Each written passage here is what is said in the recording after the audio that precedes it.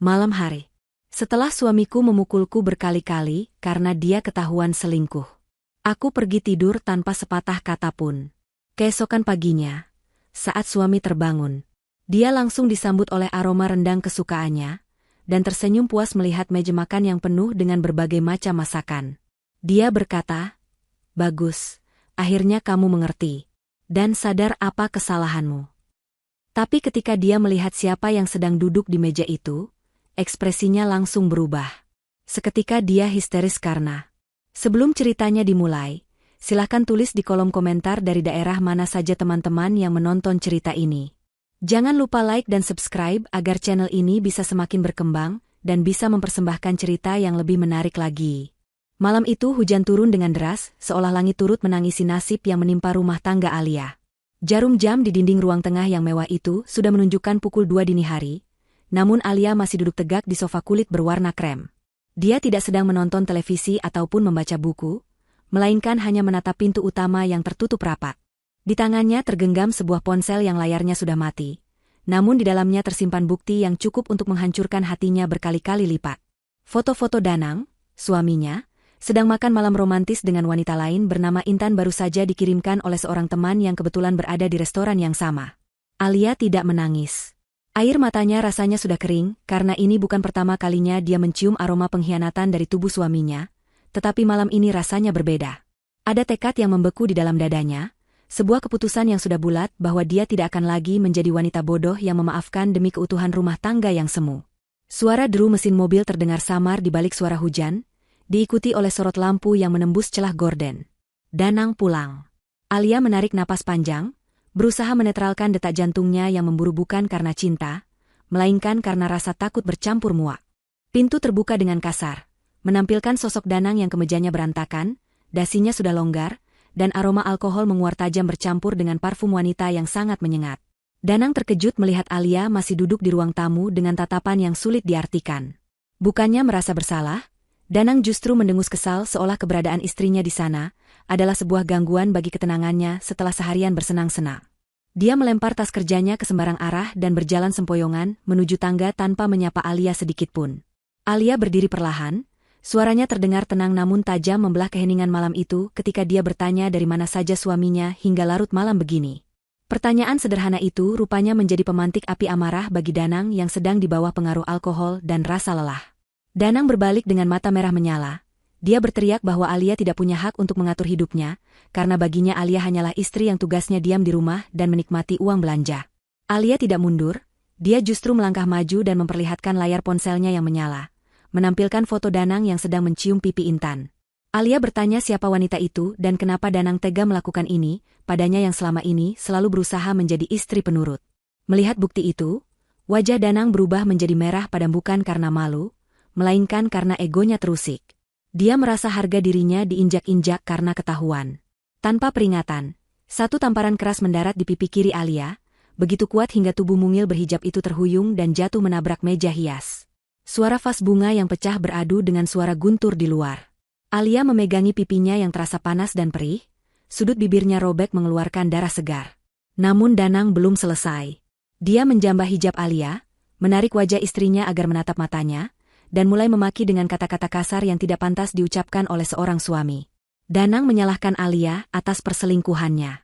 Dia berteriak bahwa dia mencari wanita lain karena Alia membosankan, terlalu kaku, dan tidak bisa memuaskan egonya sebagai laki-laki. Pukulan demi pukulan mendarat di tubuh Alia malam itu. Danang melampiaskan semua kekesalan, rasa bersalah yang diputar-balikan menjadi amarah, dan rasa superioritasnya. Dia memukul lengan Alia, menendang kakinya, dan mendorongnya hingga tersudut di dinding. Alia merasakan sakit yang luar biasa di sekujur tubuhnya, tulang rusuknya terasa nyeri setiap kali dia menarik napas, dan kepalanya pening bukan main. Namun, di tengah badai kekerasan itu, ada satu hal yang membuat Danang berhenti sejenak. Alia tidak menjerit. Alia tidak menangis histeris memohon ampun seperti biasanya. Alia tidak melawan ataupun memaki balik. Wanita itu hanya diam. Dia menerima setiap pukulan dengan mata yang terbuka, menatap Danang dengan sorot mata yang kosong, dingin, dan mati. Keheningan Alia justru membuat Danang merasa tidak nyaman, namun kemudian rasa angkuhnya mengambil alih. Dia mengartikan diamnya Alia sebagai bentuk ketakutan dan kepatuhan total. Danang merasa dia telah berhasil menundukkan istrinya, mendidik Alia agar tidak lagi berani melawannya atau mengungkit-ungkit soal Intan. Setelah puas melampiaskan emosinya, Danang melepaskan cengkeramannya dan membiarkan Alia merosot ke lantai yang dingin di antara pecahan beling vas bunga. Danang meludah ke samping, merapikan rambutnya yang acak-acakan, dan berkata dengan nada meremehkan bahwa itulah akibatnya jika istri berani kurang ajar pada suami. Dia memerintahkan Alia untuk membereskan kekacauan itu besok pagi, dan jangan berani-berani mengeluh pada siapapun jika tidak ingin hal yang lebih buruk terjadi. Danang melangkah naik ke kamar tidur utama, meninggalkan Alia yang masih terduduk di lantai ruang tamu. Setelah suara pintu kamar di lantai atas terbanting menutup, suasana kembali hening, hanya terdengar suara hujan yang semakin deras. Alia perlahan menggerakkan tubuhnya yang remuk redam. Dia meringis menahan sakit saat mencoba berdiri, tangannya gemetar saat menyeka darah di sudut bibirnya dengan ujung lengan bajunya. Dia tidak membereskan pecahan vas bunga itu. Dia membiarkannya berserakan sebagai saksi bisu kekejaman malam ini. Dengan langkah tertatih dan pincang, Alia berjalan menuju kamar tamu di lantai bawah, bukan untuk tidur, melainkan untuk menyusun rencana terakhirnya. Di dalam kamar tamu yang gelap, Alia duduk di tepi ranjang. Dia tidak menyalakan lampu. Cahaya kilat sesekali menerangi wajahnya yang lebam dan bengkak. Dia meraba saku gamisnya yang robek, dan mengeluarkan ponselnya yang layarnya retak namun masih berfungsi. Jari-jarinya yang gemetar menekan beberapa tombol, mengirimkan sebuah pesan singkat dan sebuah file video. File itu berasal dari kamera pengawas kecil berbentuk jam meja yang baru saja dia pasang seminggu lalu di ruang tamu, karena instingnya sudah curiga akan adanya konfrontasi seperti ini. Kamera itu merekam segalanya. Merekam wajah Danang yang beringas, merekam setiap pukulan, dan merekam setiap makian. Alia menatap layar ponselnya yang menunjukkan pesan terkirim. Dia kemudian menyentuh lebam di wajahnya, merasakan sakit yang nyata, namun hatinya terasa aneh. Dia merasa lega. Malam itu Alia tidak tidur. Dia hanya berbaring menatap langit-langit kamar, mendengarkan langkah kaki Danang di lantai atas yang mondar-mandir sebentar sebelum akhirnya sunyi, menandakan pria itu sudah tertidur pulas karena mabuk. Alia membayangkan wajah kedua orang tuanya, Mama Nilam dan Pak Kusuma. Dia membayangkan wajah kakaknya, Arya. Selama ini Alia menutupi aib rumah tangganya karena tidak ingin membuat mereka khawatir. Karena dia dididik untuk menjadi istri yang sabar dan menutup aib suami. Tapi malam ini, batas kesabaran itu sudah hancur lebur bersamaan dengan harga dirinya yang diinjak-injak. Alia bangkit dari tempat tidur saat jam menunjukkan pukul 4 pagi. Tubuhnya sakit, tapi pikirannya jernih luar biasa. Dia pergi ke dapur, bukan untuk membuatkan sarapan karena cinta, tapi untuk menyiapkan panggung sandiwara terakhir bagi Danang. Dia mulai memotong daging, meracik bumbu rendang, dan memasak dengan tenang seolah tidak terjadi apa-apa, padahal di dalam kepalanya, dia sedang menghitung mundur waktu kehancuran suaminya. Cahaya matahari pagi menerobos masuk melalui celah jendela kamar tidur utama, menyilaukan mata Danang yang masih terasa berat. Dia mengerang pelan, merasakan sakit kepala yang menusuk akibat terlalu banyak minum alkohol semalam. Namun, di balik rasa pusing itu, indera penciumannya menangkap aroma yang sangat familiar dan menggugah selera. Aroma santan yang dimasak lama, bercampur dengan rempah-rempah kuat seperti lengkuas, serai, dan cabai. Itu adalah aroma rendang, masakan kesukaannya yang hanya dibuat Alia pada momen-momen spesial.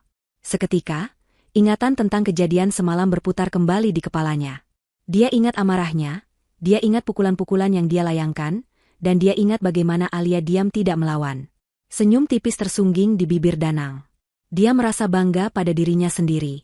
Pikirannya yang narsistik menyimpulkan bahwa tindakannya semalam adalah sebuah kesuksesan besar dalam mendidik istri. Menurut logika Danang yang bengkok, rendang yang dimasak pagi ini adalah tanda permintaan maaf dari Alia.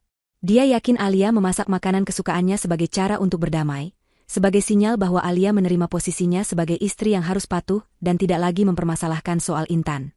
Danang bangkit dari tempat tidur, meregangkan otot-ototnya yang kaku, dan berjalan menuju kamar mandi dengan perasaan sebagai pemenang. Dia membayangkan Alia di bawah sana, mungkin dengan wajah lebam, sedang menata meja dengan takut-takut, menunggu titah darinya. Setelah mandi dan mengenakan pakaian santai namun rapi, Danang keluar dari kamar. Dia bersiul kecil saat menuruni tangga marmer rumah mewahnya. Rumah itu terasa sunyi, tidak ada suara denting piring atau suara langkah kaki, hanya aroma rendang yang semakin kuat dan memikat perutnya yang lapar. Saat kakinya menapaki lantai bawah, dia melihat pecahan vas bunga semalam sudah tidak ada. Lantai sudah bersih mengkilap. Danang mengangguk puas dalam hati, memuji betapa cepatnya Alia belajar untuk membereskan kekacauan tanpa disuruh 2 kali. Dia berjalan menuju ruang makan yang letaknya agak menjorok ke dalam, terpisah oleh sekat artistik dari ruang tamu. Danang memasuki area ruang makan dengan langkah percaya diri, sambil membetulkan kerah kaos polonya.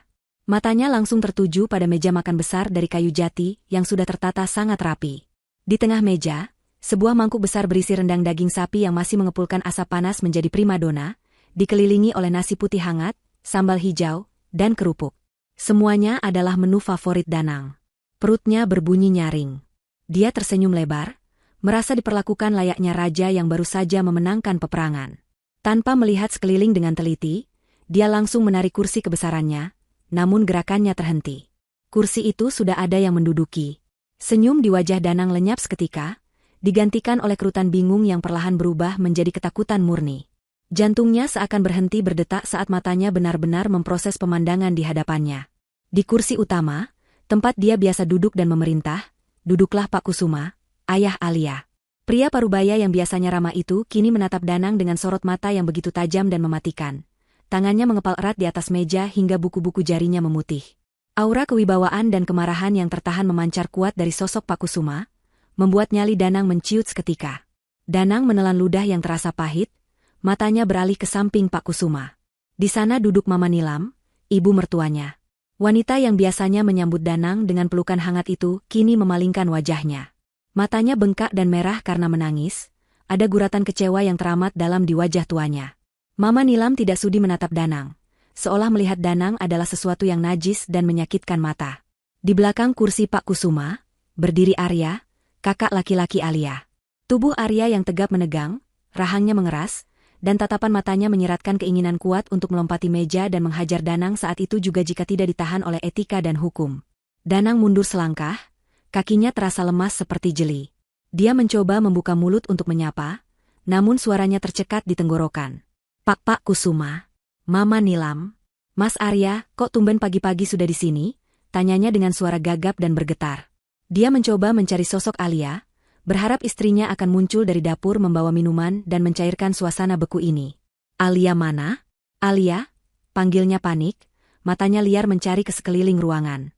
Namun Alia tidak ada. Alih-alih Alia, pandangan Danang menangkap sosok-sosok lain yang berdiri di sudut ruangan, dekat pintu akses menuju dapur dan pintu keluar. Di sana berdiri Pak Anwar, pengacara keluarga Pak Kusuma yang terkenal sangat tegas dan tak terkalahkan di pengadilan. Pak Anwar sedang memegang sebuah tablet dan berkas tebal dengan wajah datar tanpa ekspresi. Dan yang membuat darah Danang berdesir hebat adalah kehadiran dua orang polisi berseragam lengkap yang berdiri tegap di samping Pak Anwar, tangan mereka bersiaga di sabuk pinggang, menatap Danang dengan tatapan menyelidik seorang penegak hukum yang sedang melihat seorang kriminal. Keheningan di ruang makan itu begitu mencekam, hanya suara detak jam dinding yang terdengar. Aroma rendang yang tadinya menggugah selera kini terasa membuat mual perut Danang. Pak Kusuma perlahan mendorong piring berisi rendang yang ada di hadapannya ke arah Danang, yang masih berdiri mematung. Suara gesekan piring keramik dengan meja kayu terdengar nyaring dan menyayat telinga. Makan, perintah Pak Kusuma. Suaranya berat, rendah, dan mengandung ancaman yang nyata. Tidak ada nada ramah tamah sedikit pun. Danang terdiam, keringat dingin mulai mengucur di pelipisnya. Pak, ini ada apa sebenarnya? Saya tidak mengerti. Saya bilang makan. Bentak Pak Kusuma, suaranya menggelegar memenuhi ruangan hingga membuat Mama Nilam terlonjak kaget dan kembali terisak pelan. Pak Kusuma menunjuk rendang itu dengan telunjuk gemetar menahan amarah. Alia memasak ini subuh tadi. Dia memasak ini dengan wajah lebam, dengan bibir pecah, dan hati yang hancur karena ulahmu. Dia memasak ini sebagai sedekah terakhir untukmu, Danang. Makanlah. Karena ini adalah makanan enak terakhir yang akan menyentuh lidahmu sebelum kamu membusuk di dalam sel penjara. Danang menggeleng panik, wajahnya pucat pasi seperti mayat. Penjara? Apa maksud Bapak? Ini pasti salah paham. Saya dan Alia cuma bertengkar biasa, masalah rumah tangga. Di mana Alia? Biar saya bicara sama dia. Danang mencoba melangkah maju, namun Arya langsung bergerak sigap, memukul meja dengan keras hingga piring-piring bergetar. Jangan sebut nama adikku dengan mulut kotormu itu. Hardik Arya, matanya menyala penuh kebencian. Kamu pikir kami tidak tahu? Kamu pikir karena adikku diam selama ini, kamu bisa memperlakukannya seperti binatang? Kami sudah melihat semuanya, Danang. Semuanya. Pak Anwar, sang pengacara, melangkah maju dengan tenang. Dia meletakkan tablet yang dipegangnya ke atas meja, menghadap ke arah Danang. Di layar tablet itu, video rekaman CCTV semalam sedang diputar. Video itu menampilkan dengan jelas, dalam resolusi tinggi, bagaimana Danang menampar Alia hingga jatuh, bagaimana Danang menjambaknya, dan bagaimana Danang memukulinya tanpa ampun. Suara makian Danang dan suara pukulan terdengar jelas keluar dari speaker tablet, memenuhi ruang makan itu dengan bukti dosa yang tidak bisa disangkal. Mama Nilam menutup telinganya, tidak sanggup mendengar suara penderitaan putrinya, sementara Pak Kusuma menatap Danang dengan tatapan penghakiman. Ini bukan pertengkaran rumah tangga, saudara Danang, kata Pak Anwar dengan nada formal dan dingin. Ini adalah tindak pidana penganiayaan berat dan KDRT.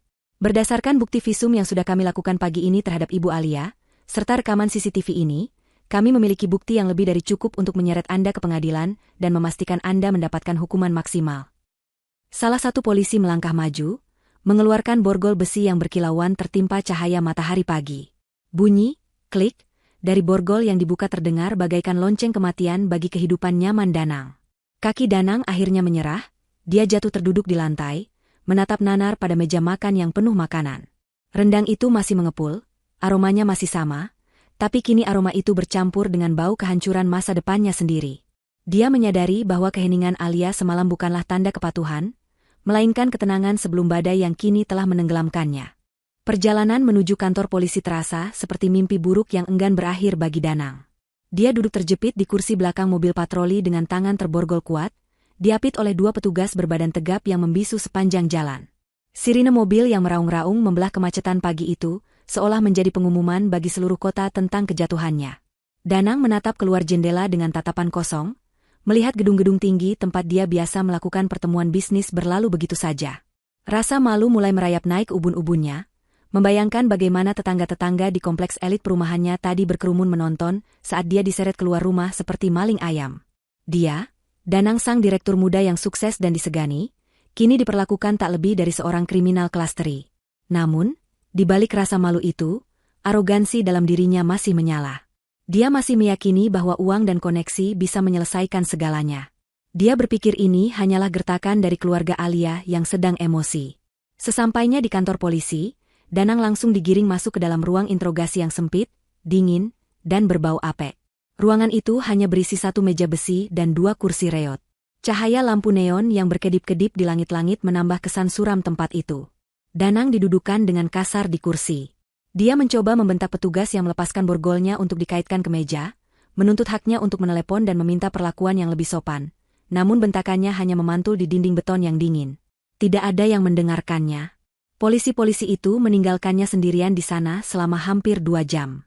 Keheningan itu sengaja diciptakan untuk mematahkan mentalnya, membuat Danang gelisah, marah, dan akhirnya ketakutan.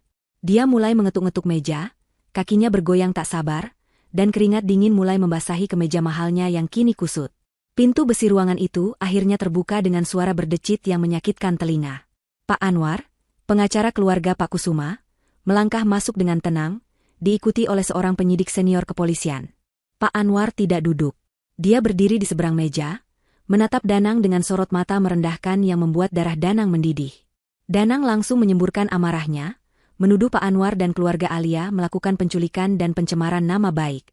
Dia bersikeras bahwa apa yang terjadi semalam hanyalah pertengkaran suami istri biasa yang tidak seharusnya dicampuri oleh pihak luar, apalagi kepolisian. Danang bahkan dengan sombong menawarkan sejumlah uang damai agar masalah ini ditutup saat itu juga, mengira integritas semua orang bisa dibeli. Pak Anwar tersenyum tipis, sebuah senyum yang tidak mencapai matanya. Dia membuka tas kulitnya dan mengeluarkan sebuah map tebal berwarna merah. Dengan gerakan perlahan, dia menyebar foto-foto hasil visum Alia di atas meja, tepat di depan wajah Danang. Foto-foto itu mengerikan. Wajah Alia yang lebam ungu kebiruan, bibir yang sobek dengan jahitan, serta memar-memar di lengan dan punggung yang membuktikan bahwa kekerasan itu dilakukan bertubi-tubi. Danang memalingkan wajah, tidak sanggup melihat hasil karyanya sendiri, namun Pak Anwar memaksanya melihat. Pengacara itu menjelaskan dengan suara datar bahwa visum ini bukan hanya membuktikan kekerasan fisik semalam, tetapi juga membongkar rahasia kelam yang selama ini Danang simpan rapat-rapat. Penyidik yang menemani Pak Anwar kemudian meletakkan selembar kertas hasil laboratorium di atas foto-foto itu. Danang mengerutkan kening, tidak mengerti apa hubungannya tes darah dengan kasus pemukulan ini. Pak Anwar menjelaskan bahwa setelah Alia diamankan subuh tadi, dokter melakukan pemeriksaan menyeluruh, karena Alia sering mengeluh pusing dan lemas selama beberapa bulan terakhir. Hasil laboratorium itu mengejutkan semua orang.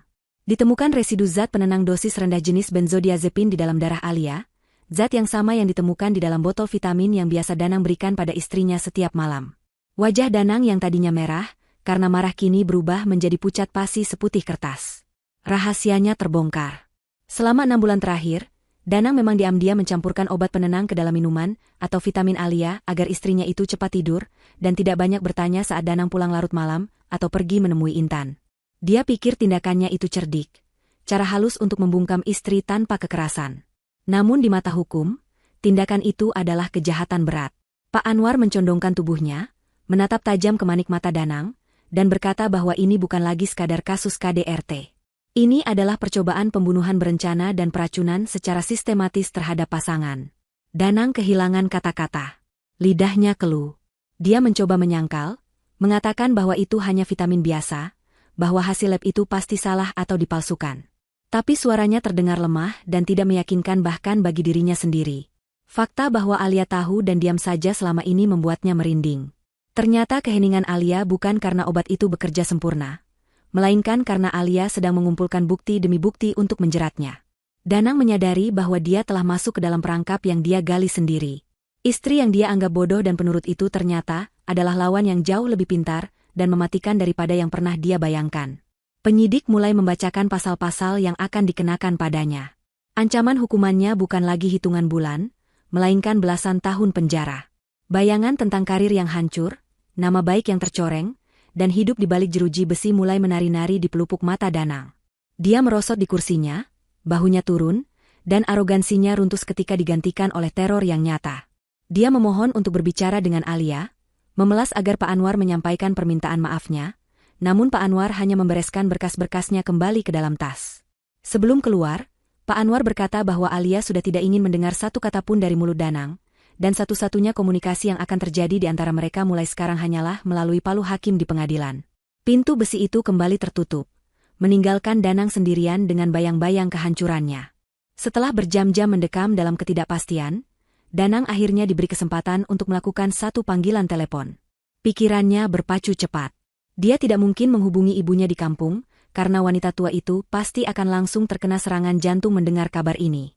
Dia juga tidak bisa menghubungi teman-teman kantornya, karena itu sama saja dengan bunuh diri karir. Satu-satunya nama yang terlintas di benaknya adalah Intan. Kekasih gelapnya, wanita yang selama ini memanjakannya dengan kata-kata manis dan janji setia. Danang yakin Intan akan menolongnya. Bukankah mereka saling mencintai? Bukankah Intan selalu bilang bahwa Danang adalah segalanya baginya? Dengan tangan gemetar, Danang menekan nomor Intan dari telepon kantor polisi. Nada sambung terdengar beberapa kali sebelum akhirnya diangkat. Suara manja Intan menyapa, bertanya kenapa Danang menelepon dari nomor yang tidak dikenal. Danang, dengan suara yang berusaha dia buat setenang mungkin, menjelaskan bahwa dia sedang ada sedikit masalah dengan polisi karena laporan Alia. Dia berbohong, mengecilkan masalahnya dengan mengatakan bahwa ini hanya salah paham kecil dan dia butuh uang jaminan agar bisa keluar sementara waktu. Danang berjanji akan mengganti uang itu 2 kali lipat begitu dia bisa mengakses rekening banknya.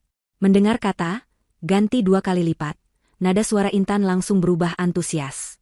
Wanita itu setuju untuk datang membawa uang tabungannya, mengira ini adalah investasi kecil untuk mendapatkan hati dan harta Danang sepenuhnya. 2 jam kemudian, Intan datang dengan gaya glamor yang salah tempat, mengenakan kacamata hitam besar dan tas bermerek, berjalan melenggang masuk ke kantor polisi seolah sedang berada di pusat perbelanjaan. Setelah proses administrasi yang berbelit dan pembayaran uang jaminan yang cukup besar, Danang akhirnya diperbolehkan keluar dengan status tahanan kota. Dia harus melapor setiap minggu dan tidak boleh keluar dari wilayah kota. Saat melangkah keluar dari pintu kantor polisi dan menghirup udara bebas, Danang merasa lega luar biasa. Dia merangkul pinggang Intan, berterima kasih dengan mesra, dan berkata bahwa dia akan segera membereskan Alia dan menceraikannya agar mereka bisa hidup bahagia bersama. Intan tersenyum lebar, membayangkan dirinya akan segera menjadi nyonya Danang dan tinggal di rumah mewah. Namun, kelegaan itu tidak berlangsung lama. Pak Anwar, yang ternyata masih menunggu di lobi depan, menghampiri mereka. Tanpa basa-basi, pengacara itu menyerahkan sebuah amplop coklat besar kepada Danang. Danang menerimanya dengan kening berkerut. Pak Anwar menjelaskan bahwa itu adalah surat pemberitahuan penyitaan aset dan status kepemilikan harta. Danang tertawa meremehkan, berkata bahwa Alia tidak punya hak menyita apapun karena rumah dan mobil itu dibeli dari hasil kerja kerasnya selama ini. Namun, Pak Anwar dengan tenang mematahkan argumen itu.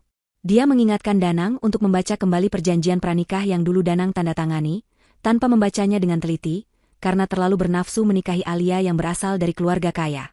Dalam dokumen itu tertulis jelas bahwa rumah mewah yang mereka tempati adalah aset warisan Pak Kusuma yang dibaliknamakan atas nama Alia sebelum pernikahan, sehingga tidak masuk dalam harta Gonogini.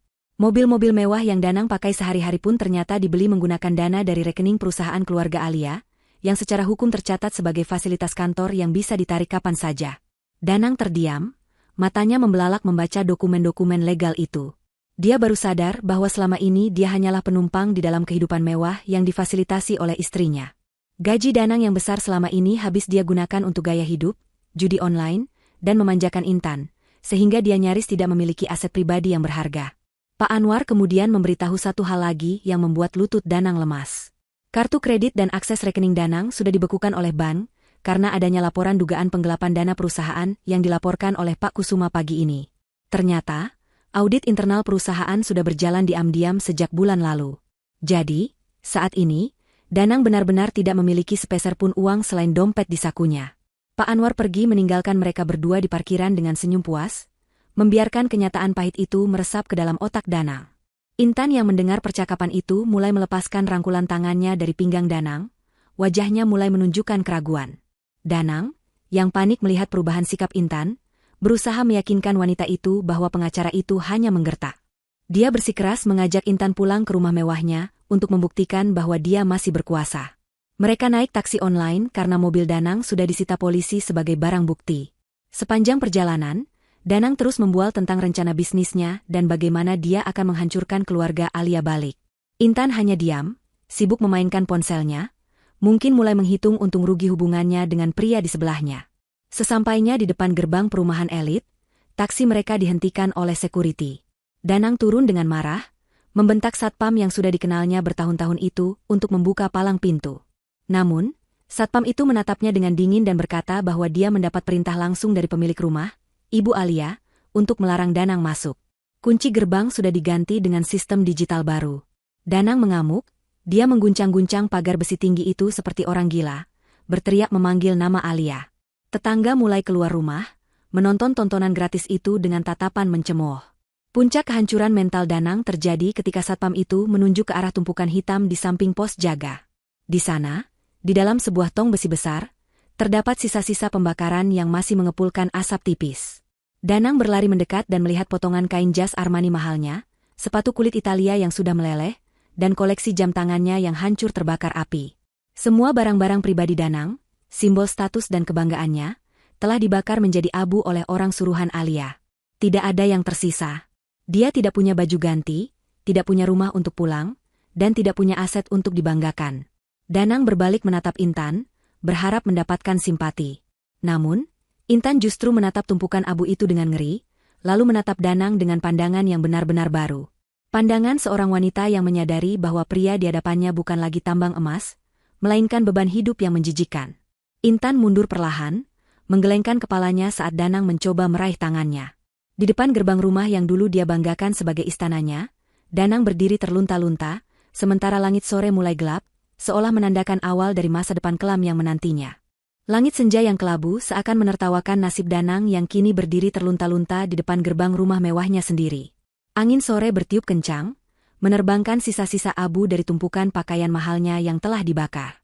Danang menatap nanar ke arah rumah megah itu, tempat di mana dia pernah merasa seperti raja, kini tertutup rapat baginya. Dia menoleh ke samping, menatap Intan yang berdiri dengan wajah masam sambil memeluk tas bermereknya erat-erat seolah takut ikut terbakar.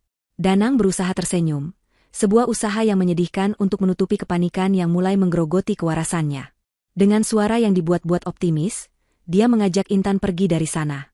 Danang mengatakan bahwa ini hanyalah kemunduran sementara, dan mereka bisa memulai hidup baru di apartemen Intan untuk sementara waktu sampai dia bisa menyewa pengacara hebat untuk merebut kembali hak-haknya.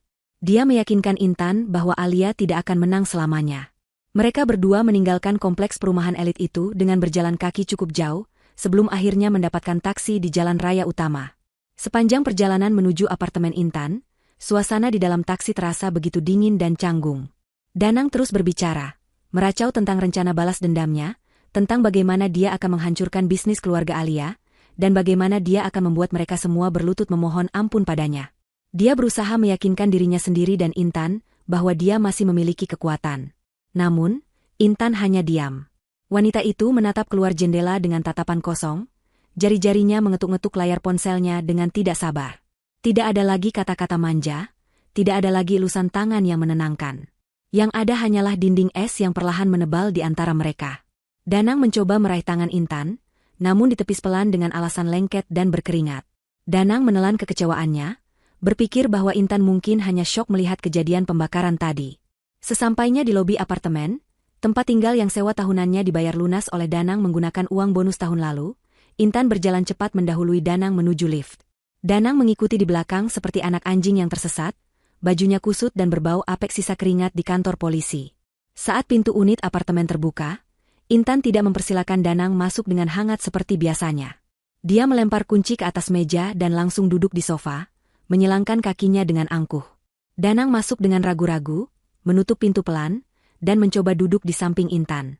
Namun, sebelum pantatnya menyentuh sofa, Intan mengangkat tangannya, memberikan isyarat agar Danang berhenti. Tatapan mata Intan yang biasanya penuh puja-puji kini berubah menjadi tatapan kalkulatif yang tajam dan menusuk. Intan bertanya dengan suara datar tanpa emosi untuk memastikan satu hal. Dia bertanya apakah benar semua aset, rumah, mobil, dan rekening yang selama ini Danang pamerkan adalah milik Alia, atau setidaknya dibekukan atas nama Alia. Danang terdiam sejenak, lalu mengangguk pelan sambil mencoba menjelaskan bahwa itu hanya masalah teknis hukum yang bisa diselesaikan. Dia berkata bahwa dia masih punya gaji besar dan posisi direktur di perusahaan, jadi uang tidak akan menjadi masalah. Namun, jawaban itu sepertinya bukan yang ingin didengar oleh Intan. Wanita itu mendengus kasar, sebuah tawa sinis meluncur dari bibirnya yang bergincu merah menyala. Intan berdiri, menatap Danang dari ujung kepala hingga ujung kaki dengan pandangan merendahkan yang membuat harga diri Danang hancur berkeping-keping. Intan mulai menumpahkan isi kepalanya yang selama ini tertutup oleh topeng manis. Dia berkata bahwa dia mau bersama Danang karena Danang adalah sosok sukses yang bisa memenaminya belanja barang mewah, makan di restoran bintang 5, dan memberinya gaya hidup yang dia impikan. Dia tidak tertarik pada pria parubaya yang bangkrut, punya catatan kriminal, dan diusir dari rumahnya sendiri seperti kucing kurap. Kata-kata itu meluncur tajam bagaikan sembilu yang mengiris hati Danang. Danang ternganga, tidak percaya dengan apa yang didengarnya. Dia mencoba mengingatkan Intan tentang cinta mereka, tentang janji-janji manis untuk sehidup semati yang sering mereka ucapkan di atas ranjang.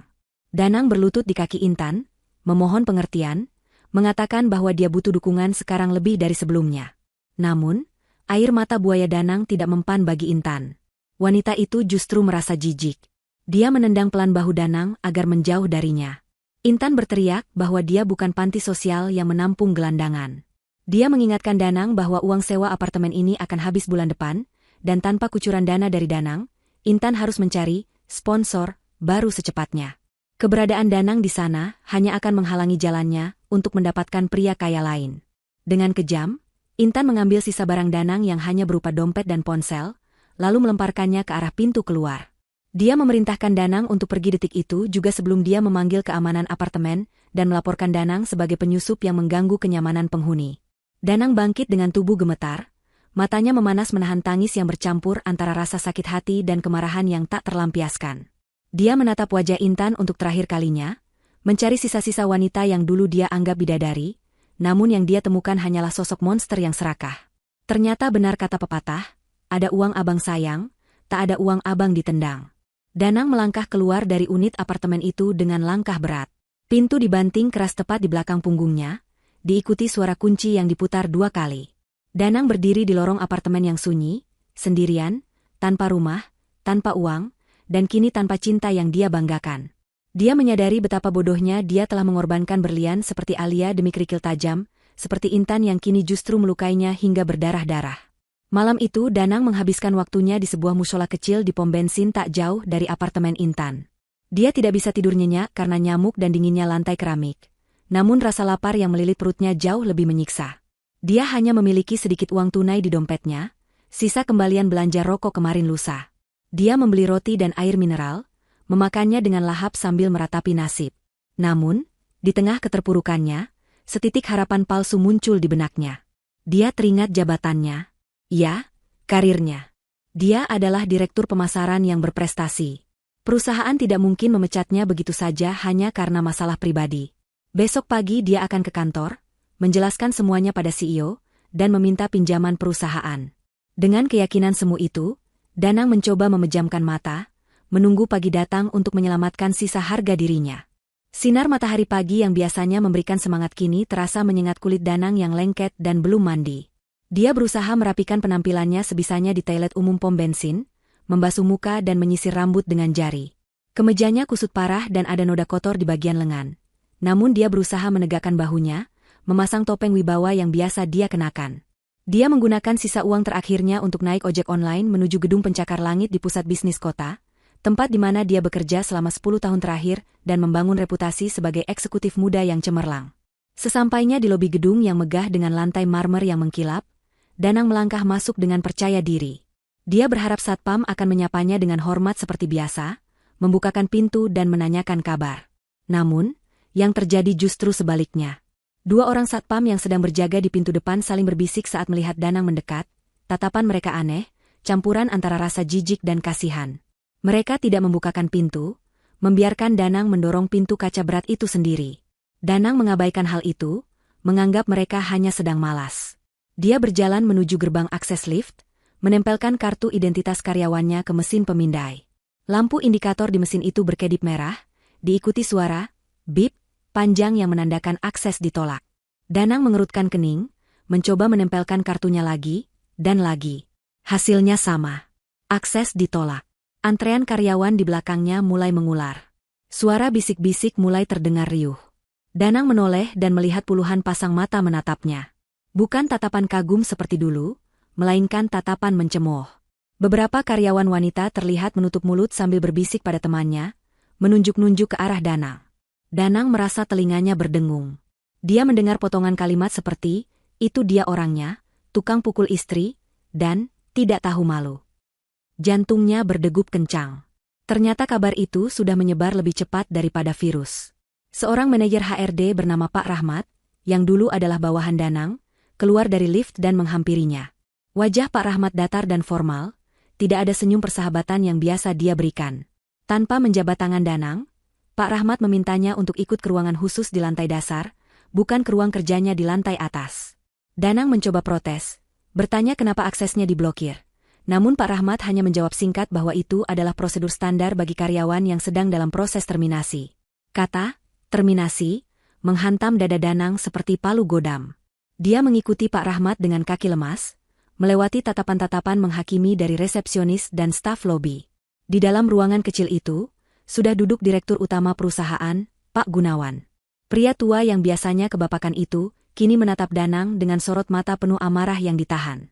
Di atas meja, tergeletak sebuah tablet yang menampilkan video viral kejadian KDRT Danang terhadap Alia. Video itu ternyata sudah tersebar luas di media sosial sejak semalam, diunggah oleh akun anonim, dan menjadi trending topik nasional. Reputasi perusahaan sedang dipertaruhkan karena netizen mulai menyerang akun media sosial perusahaan, menuntut pemecatan Danang. Pak Gunawan tidak berbasa-basi. Dia langsung menyodorkan surat pemecatan di hadapan Danang. Danang mencoba membela diri. Dia memohon, mengatakan bahwa itu adalah urusan pribadi yang tidak ada hubungannya dengan kinerjanya di kantor. Dia mengingatkan Pak Gunawan tentang target penjualan yang berhasil dia lampaui bulan lalu, tentang keuntungan yang dia bawa untuk perusahaan. Namun, Pak Gunawan memukul meja dengan keras, menghentikan ocehan Danang.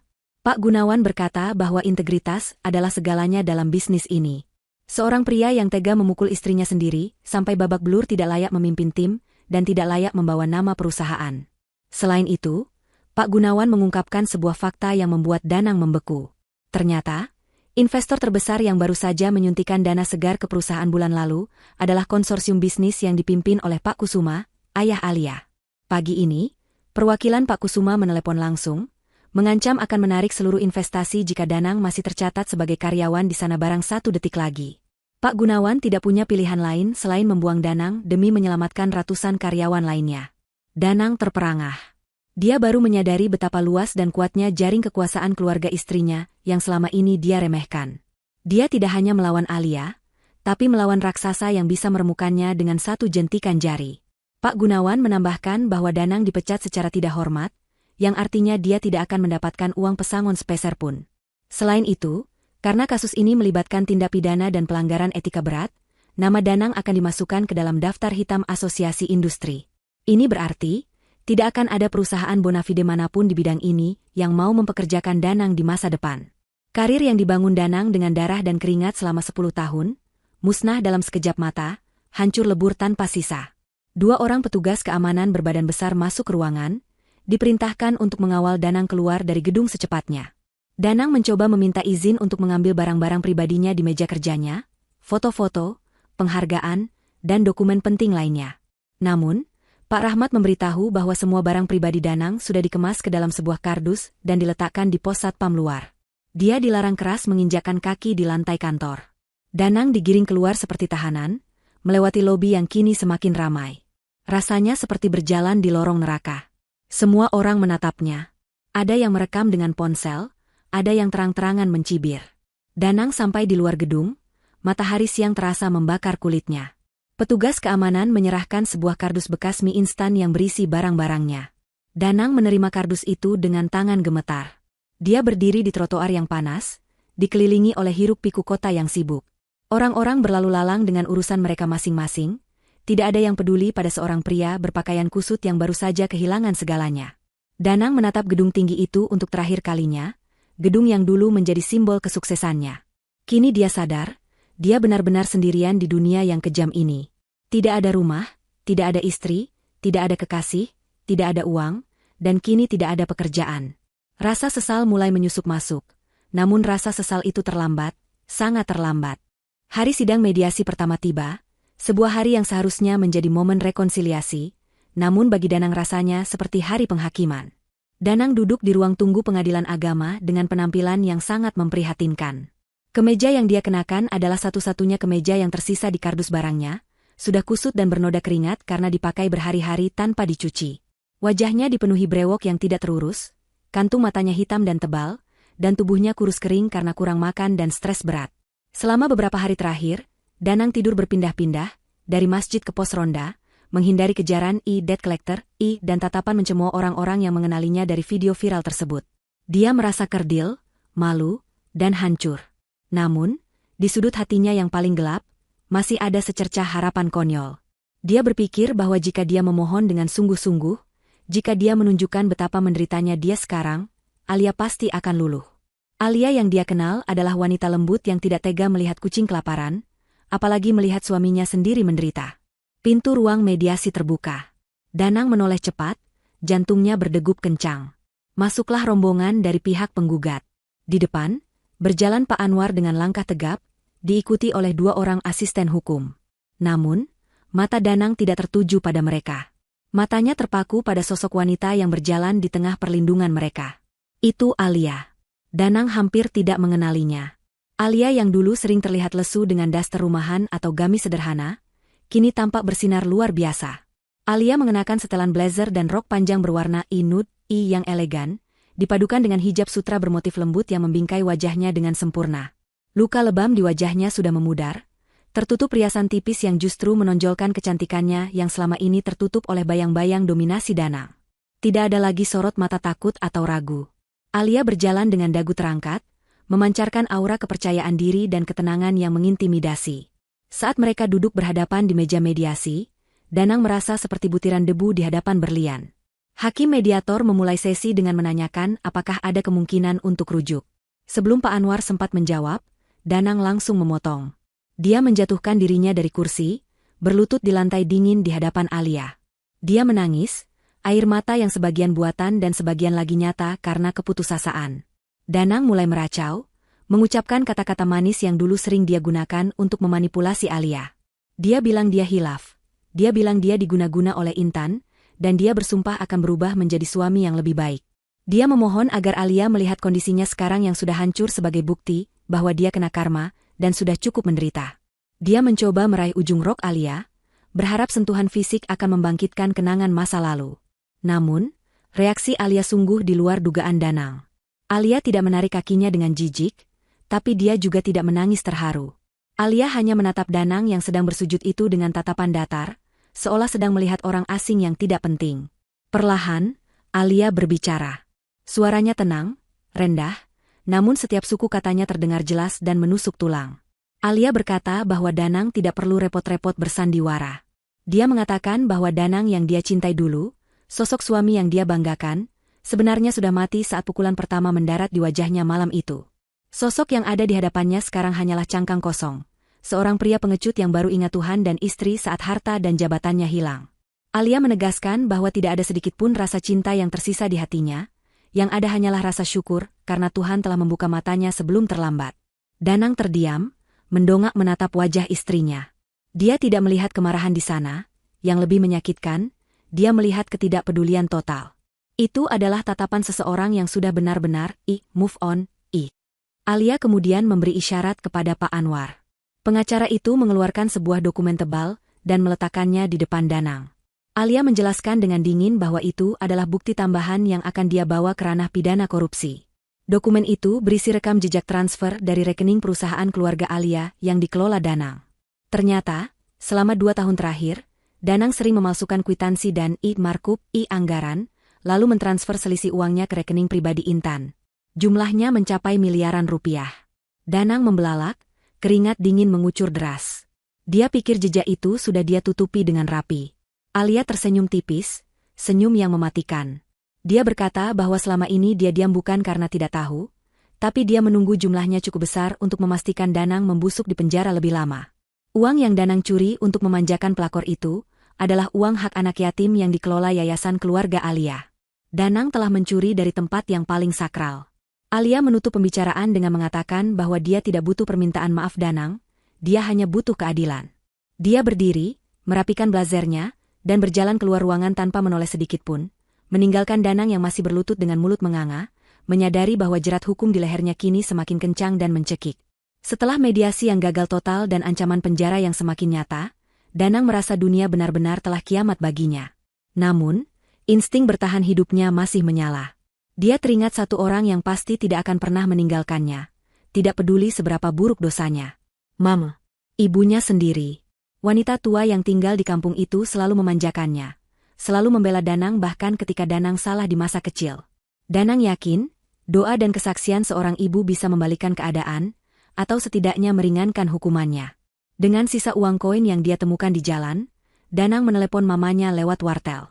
Dia menangis terseduh-seduh, memutarbalikkan fakta.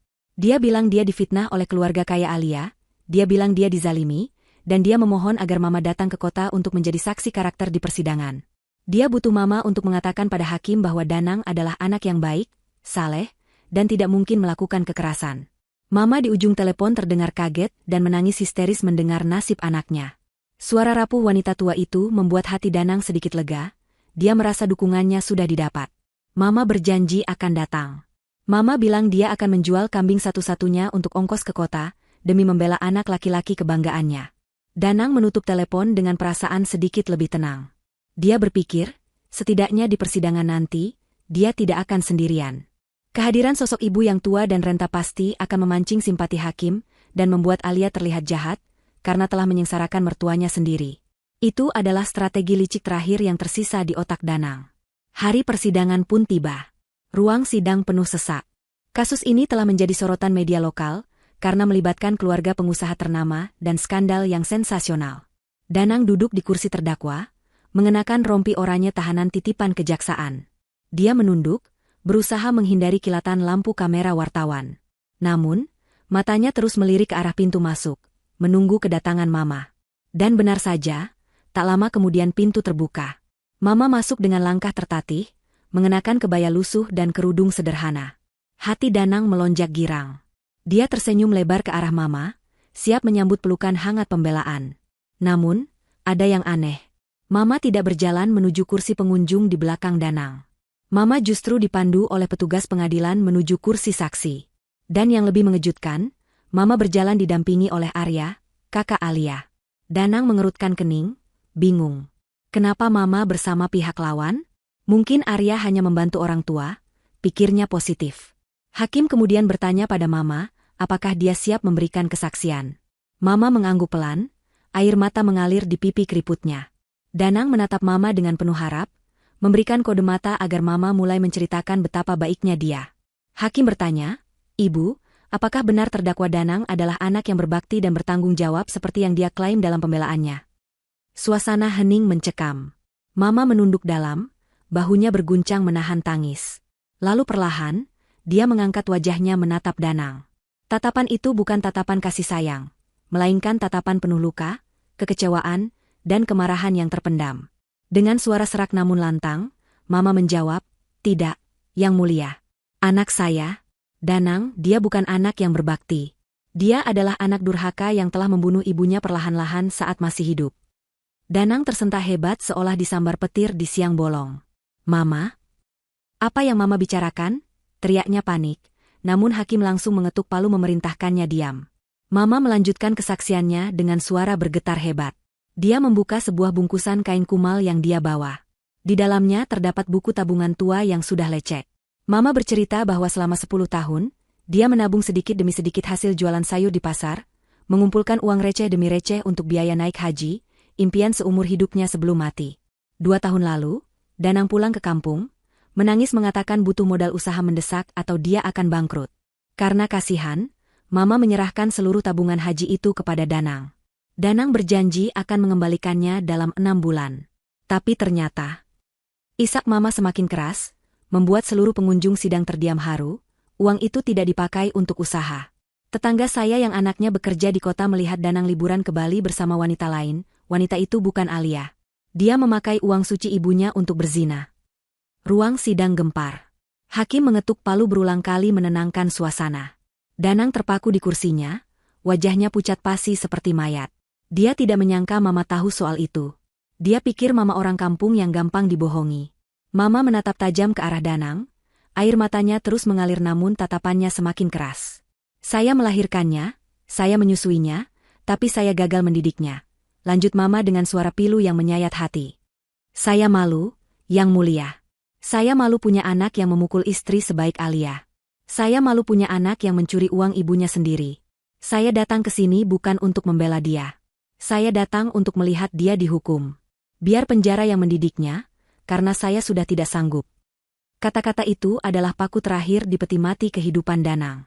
Ibunya sendiri, satu-satunya orang yang dia harapkan menjadi pelindung, kini berdiri sebagai penuntut yang paling memberatkan. Mama Nilam yang duduk di kursi pengunjung terlihat merangkul Mama Danang yang hampir pingsan setelah memberikan kesaksian, sebuah pemandangan solidaritas antar ibu yang menyentuh hati semua orang kecuali Danang. Danang merasa dadanya sesak. Oksigen seolah hilang dari ruangan itu. Dia dikhianati oleh keserakahannya sendiri, dan kini dikhianati oleh darah dagingnya. Dia menatap Mama yang dipalingkan wajahnya oleh Arya, tidak mau melihat Danang lagi. Hari itu, Danang tidak hanya kehilangan kebebasannya, dia kehilangan statusnya sebagai seorang anak. Dia adalah yatim piatu dalam arti yang paling menyedihkan, dibuang oleh ibu kandungnya sendiri karena kelakuannya yang sudah melampaui batas kemanusiaan. Suasana di dalam ruang sidang hari itu terasa begitu padat dan menyesakan, seolah udara enggan mengalir di antara ketegangan yang memuncak. Ini adalah hari terakhir persidangan, hari di mana nasib Danang akan ditentukan oleh palu hakim. Danang duduk di kursi pesakitan dengan tubuh yang semakin kurus dan wajah yang nyaris tak dikenali. Sorot matanya liar dan ketakutan, terus bergerak menyapu seisi ruangan, mencari celah kecil apapun untuk melarikan diri dari kenyataan pahit ini. Namun, tidak ada jalan keluar. Di sisi kanan, tim jaksa penuntut umum duduk dengan tumpukan berkas bukti yang menggunung setinggi benteng. Di sisi kiri, pengacara publik yang ditunjuk negara untuk membelanya tampak pasrah dan tidak bersemangat, menyadari bahwa kasus ini adalah jalan buntu bagi kliennya yang sudah kehilangan segalanya. Kejutan terbesar hari itu datang ketika jaksa memanggil saksi terakhir yang memberatkan. Pintu ruang sidang terbuka dan masuklah Intan. Wanita itu berjalan menunduk, menghindari tatapan semua orang, terutama tatapan Danang. Penampilan Intan jauh berbeda dari biasanya. Tidak ada lagi gaun mewah atau perhiasan berkilauan. Dia mengenakan pakaian sederhana dan wajah tanpa riasan, berusaha terlihat lugu di hadapan hukum. Danang terlonjak di kursinya, matanya membelalak tak percaya. Dia sempat berpikir bahwa Intan mungkin masih memiliki sisa cinta untuknya, atau setidaknya rasa solidaritas sebagai pasangan. Namun, harapan itu hancur berkeping-keping begitu Intan mulai berbicara di depan mikrofon. Demi menyelamatkan dirinya sendiri dari jeratan hukum sebagai penadah aliran dana korupsi, Intan telah membuat kesepakatan dengan jaksa untuk menjadi justice kolaborator. Di hadapan majelis hakim, Intan menumpahkan semua kesalahan kepada Danang. Dia bersaksi sambil menangis buaya, bahwa Dananglah yang memaksanya menerima uang-uang itu. Dia mengaku bahwa Danang adalah pria manipulatif yang menjebaknya dalam hubungan terlarang dengan iming-iming kemewahan palsu.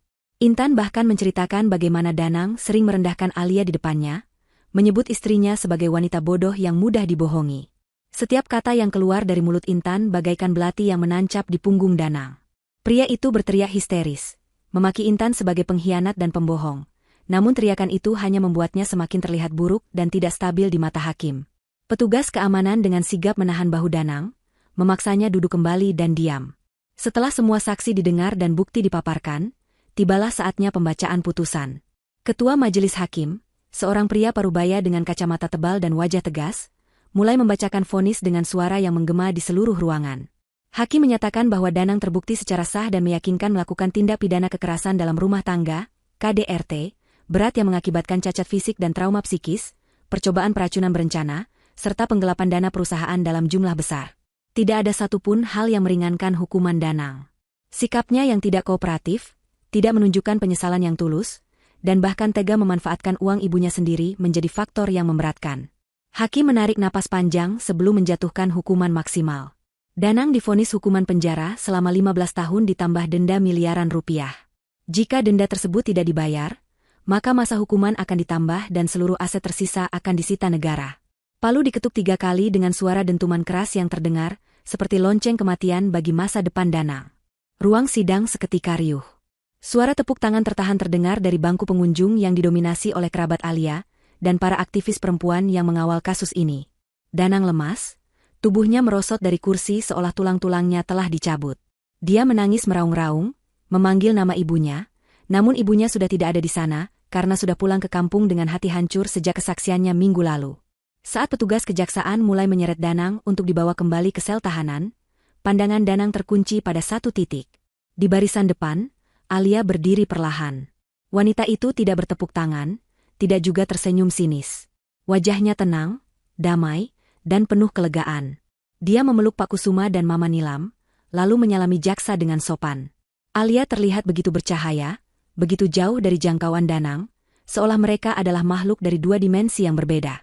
Danang mencoba berteriak memanggil nama Alia, berharap wanita itu akan menoleh barang sedetik saja, berharap melihat sisa-sisa perasaan di matanya. Namun, Alia sama sekali tidak menoleh. Dia berbalik badan, berjalan keluar ruangan dikelilingi oleh orang-orang yang mencintainya, meninggalkan Danang yang terus meronta-ronta diseret petugas menuju kegelapan lorong penjara.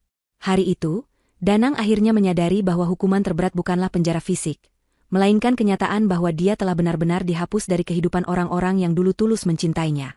Dia kini hanyalah masa lalu yang buruk, sebuah noda yang telah berhasil dibersihkan. 5 tahun kemudian, matahari siang yang terik membakar aspal jalanan ibu kota yang macet dan berdebu. Di pinggiran kota, di sebuah kawasan kumuh yang padat penduduk, berdiri sebuah warung makan Tegal, warteg, kecil yang dindingnya sudah kusam terkena asap kendaraan. Di bagian belakang warung itu, dekat selokan yang berbau menyengat, seorang pria kurus kering dengan rambut yang sudah memutih dan acak-acakan sedang duduk berjongkok mencuci tumpukan piring kotor. Pria itu adalah Danang. Dia baru saja bebas bersyarat beberapa bulan lalu karena penjara penuh, namun kebebasan itu tidak membawanya pada kehidupan yang lebih baik. Dengan catatan kriminal yang panjang dan nama yang sudah masuk daftar hitam di mana-mana, tidak ada perusahaan yang mau mempekerjakannya, bahkan sebagai satpam sekalipun. Harta bendanya habis tak bersisa untuk membayar denda dan ganti rugi, dan keluarganya di kampung telah memutus hubungan sepenuhnya. Ibunya meninggal dunia setahun setelah dia dipenjara, membawa serta rasa kecewa sampai ke liang lahat tanpa pernah mau menjenguk Danang barang sekalipun. Danang kini bekerja serabutan. Kadang menjadi kuli panggul di pasar, kadang memulung botol plastik, dan sekarang menjadi tukang cuci piring di warung ini dengan upah sekadar makan dan uang rokok. Punggungnya sering sakit karena bekas-bekas tidur di lantai penjara yang dingin, dan giginya sudah banyak yang tanggal karena kurang gizi. Tangan yang dulu halus karena hanya memegang pulpen mahal dan menyetir mobil mewah, kini kasar, pecah-pecah, dan berbau sabun colek murahan. Pemilik warung, seorang wanita gemuk yang galak, sering membentaknya jika dia bekerja lambat atau memecahkan gelas. Danang yang dulu sombong dan arogan, kini hanya bisa menunduk patuh. Mentalnya sudah hancur lebur diinjak-injak oleh kerasnya roda kehidupan yang berputar ke bawah. Siang itu, warung sedang sepi. Danang istirahat sejenak sambil mengelap keringat di dahinya dengan lengan baju yang kotor. Matanya tertuju pada televisi tabung tua yang tergantung di sudut warung. Siaran berita sedang menayangkan liputan khusus tentang penganugerahan penghargaan wanita inspiratif tahun ini. Layar televisi menampilkan sebuah ballroom hotel mewah yang dipenuhi cahaya lampu kristal. Kamera kemudian menyorot sosok wanita yang naik ke atas panggung untuk menerima piala. Jantung Danang seakan berhenti berdetak. Gelas plastik di tangannya terjatuh ke lantai. Wanita di layar televisi itu adalah Alia. Dia tampak jauh lebih muda dan cantik daripada 5 tahun lalu. Hijabnya tertata modis, senyumnya mengembang penuh percaya diri. Narator berita menjelaskan bahwa Alia kini adalah pemilik perusahaan catering dan restoran Nusantara yang memiliki cabang di berbagai kota besar, sekaligus pendiri yayasan yang membantu para korban kekerasan dalam rumah tangga untuk bangkit dan mandiri. Di samping Alia, berdiri seorang pria gagah yang menatapnya dengan penuh kebanggaan dan cinta. Pria itu adalah suami baru Alia, seorang dokter spesialis yang dikenal dermawan. Di barisan penonton, terlihat Pak Kusuma dan Mama Nilam bertepuk tangan sambil menggendong seorang balita lucu, anak Alia dari pernikahan keduanya. Mereka semua tertawa bahagia, sebuah potret keluarga sempurna yang utuh dan hangat. Danang terpaku menatap layar buram itu. Dia melihat kehidupan yang seharusnya bisa menjadi miliknya jika saja dia tidak serakah, jika saja dia tidak berkhianat, jika saja dia bersyukur. Rasa sesal yang amat sangat menghantam dadanya dengan brutal, membuatnya sesak napas. Dia ingat betapa dulu Alia melayaninya dengan setia, betapa Alia selalu menatapnya dengan cinta yang sama seperti tatapan suami barunya sekarang. Danang telah membuang berlian demi mengejar sampah, dan kini dia harus hidup di tempat sampah itu sendiri. Air mata menetes dari sudut matanya yang keriput, membasahi pipinya yang kotor. "Heh, bengong aja kerjaannya." Teriakan pemilik warung membuyarkan lamunan Danang. Wanita itu meletakkan piring seng di meja dekat Danang jongkok. "Nih, makan siang." Cepetan abisin terus lanjut cuci piring, tuh pelanggan udah mulai dateng. Danang melihat isi piring itu. Nasi putih dingin sisa kemarin dengan kuah rendang yang sudah agak berminyak dan sepotong kecil daging rendang yang alot dan hangus. Itu adalah sisa bagian dasar panci yang biasanya dibuang atau dikasih ke kucing, tapi hari ini menjadi jatah makan siangnya. Perut Danang yang lapar berbunyi perih. Dia mengambil piring itu dengan tangan gemetar. Aroma rendang itu, meski apek dan bercampur bau sabun, seketika melempar ingatan Danang kembali ke pagi hari 5 tahun lalu. Dia teringat pagi itu. Pagi di mana dia bangun dan disambut aroma rendang buatan Alia yang sempurna. Daging sapi pilihan yang empuk, bumbu rempah yang meresap, dan disajikan di meja makan mewah dengan penuh kasih sayang. Pagi di mana dia dengan sombongnya merasa menang, merasa bisa menginjak-injak istri yang sudah menyiapkannya makanan seenak itu. Saat itu, dia menolak makanan surga itu demi egonya. Dan sekarang, di sini, di pinggir selokan yang bau, dia harus memakan rendang sisa yang rasanya pahit demi menyambung hidup. Danang menyuapkan nasi dan kuah rendang dingin itu ke mulutnya. Rasanya hambar dan menyedihkan. Namun, setiap kunyahan terasa seperti pisau yang mengiris hatinya. Dia makan sambil menangis terseduh-seduh, air matanya jatuh menetes ke dalam piring, bercampur dengan kuah santan. Dia makan dengan lahap karena lapar, tapi juga dengan rasa sakit yang tak terlukiskan. Dia menyadari bahwa inilah sarapan terakhir yang sesungguhnya. Bukan sarapan mewah yang dia tinggalkan di meja makan rumahnya dulu, tapi sarapan sisa yang menjadi simbol kehancuran hidupnya selamanya. Di layar televisi, Alia melambaikan tangan menutup pidatonya, disambut riuh tepuk tangan. Di sudut warung yang gelap, Danang tersedak tangisnya sendiri, sendirian, terhina, dan terlupakan. Layar perlahan menggelap, meninggalkan Danang dengan piring kosong dan penyesalan yang tak akan pernah ada ujungnya. Karma telah menuntaskan tugasnya dengan sempurna. Hujan turun rintik-rintik membasahi jendela dapur rumah Alia yang hangat dan terang benderang. Aroma yang sangat familiar kembali menguar memenuhi ruangan, aroma santan yang mendidih bercampur dengan rempah-rempah kuat seperti lengkuas, serai, dan cabai. Alia sedang memasak rendang. Namun, kali ini suasananya jauh berbeda dibandingkan 5 tahun yang lalu. Tidak ada lebam di wajahnya, tidak ada rasa takut yang mencekam di dadanya, dan tidak ada rencana balas dendam yang bergejolak di kepalanya.